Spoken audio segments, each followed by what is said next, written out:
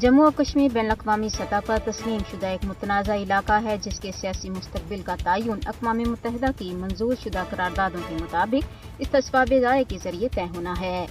بھارت متنازع علاقے جموں و کشمیر میں بین الاقوامی قانون اور معاہدوں کی مسلسل خلاف ورزی کر رہا ہے۔ بی جے پی کی بھارتی حکومت نے 5 اگست 2019 کو مقبوضہ علاقے کی خصوصی حیثیت منسوخ کر کے کشمیریوں کو بین الاقوامی قانون کے تحت حاصل تمام بنیادی حقوق سے محروم کر دیا تھا۔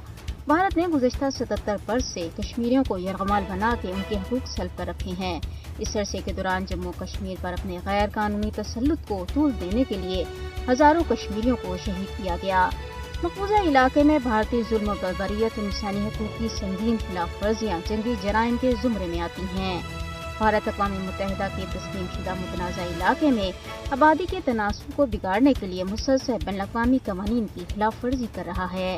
جموں کشمیر پر بھارت کا قبضہ صرف اور صرف فوجی طاقت کے بل پر برقرار ہے اور کسی بھی قسم کے نام نہاد ترقیاتی منصوبے یا بے بنیاد بیان بازی کشمیریوں کے آزادی کے جائز مطالبے کو دبا نہیں سکتی اور نہ ہی قیام امن کی آڑ میں خطے کی بین الاقوامی سطح پر تسلیم شدہ متنازع حیثیت کو تبدیل کیا جا سکتا ہے۔ مقبوضہ علاقے میں آبادیاتی انجینئرنگ عالمی قانون اور اقوام متحدہ کے مینڈیٹ کی بھی خلاف ورزی ہے۔ مسئلہ کشمیر دیرینہ عالمی تنازعات میں سر فہرست ہے جس کی وجہ سے جنوبی ایشیا کے خطے میں امن و استحکام کو شدید خطرہ لاحق ہے۔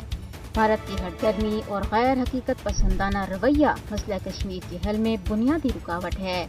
دوسری طرف عالمی برادری کی مجرمانہ خاموشی کی وجہ سے بھارت کو نہتے کشمیریوں پر مظالم جاری رکھنے کی شے مل رہی ہے۔